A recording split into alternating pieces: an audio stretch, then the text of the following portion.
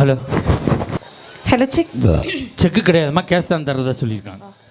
Hi, எல்லாம் எப்படி இருக்கீங்க? எல்லாம் அதே மாதிரி தான் உட்காந்தான். நான் எந்த பக்கம் பேசணும்? அந்த பக்கம் போய் பேசு. அப்பனா எனக்கு டபுள் பேமெண்ட். இன்னைக்கு ஒரு பேமெண்ட்டுக்கே வழி இல்லை.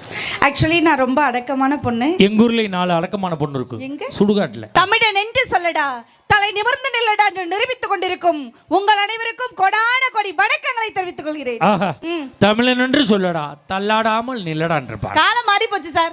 ரேஷனுக்கு போனா பருப்பகான, கோயிலுக்கு போனா செருப்பகான, ஹாஸ்பிடல் போனா உருப்பகான, பல சாமியார் போனா கற்பகானங்க. ஆனா நான் ஏன் பாண்டிச்சேரியில இவ்வளவு தூரம் வந்திருக்கேன்? காசு வாங்கிட்டு போதேன். மஞ்சொன்னா நான் என்ன காசுக்காக பேசுற பேச்சாளரா? Look at me. Sachin bat, ஜானகினா பாட்டு, சிவாஜன ஆக்ட், பட்டிமன்ற நடுவர், தேவகோட்டை மகாராஜன் சார்னா ஸ்வீட் ஸ்வீட் ஸ்வீட் இல்ல. யாரா நீங்க 4 வச்சுக்கனே, நீங்க 5 வைங்க.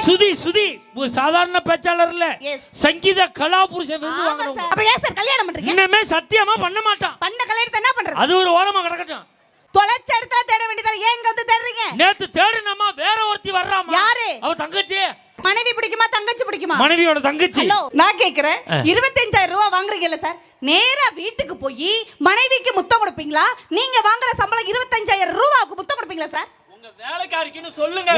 நின்னா குத்து விளக்கு, உட்கார்ந்தா நெய் விளக்கு, அண்ணாந்தா அகல் விளக்கு, பார்த்தா பாச விளக்கு சார். நீ முதல்ல பல்ல விளக்கு சார், குப்புன்னு அடிக்குது. விளங்கலன்னு நாங்களாம் ஆளுக்கு ஒரு கட்டி கடிச்சா உங்க குடும்பம் என்ன ஆகும்? குடும்பத்துல எந்த பிரச்சனையும் வராது. உன் வாடை எனக்கு தெரியாது, யா வாடை உனக்கு தெரியாது. ஆம்புலேட்டா போட்டு ஆளுக்கு பாதியா பிச்சு தின்னுட்டு போயிட்டே இருக்கலாம். சார் உங்க வீட்டுல வேலைக்காரி வச்சிருக்கீங்க தானே? அதான் எவ்வளவு சம்பளம் தரீங்க? மாசமானா 12,000. மாசத்துல வேலை பிடிக்கல போடின்னா போயிடுறான். நீ போவியா?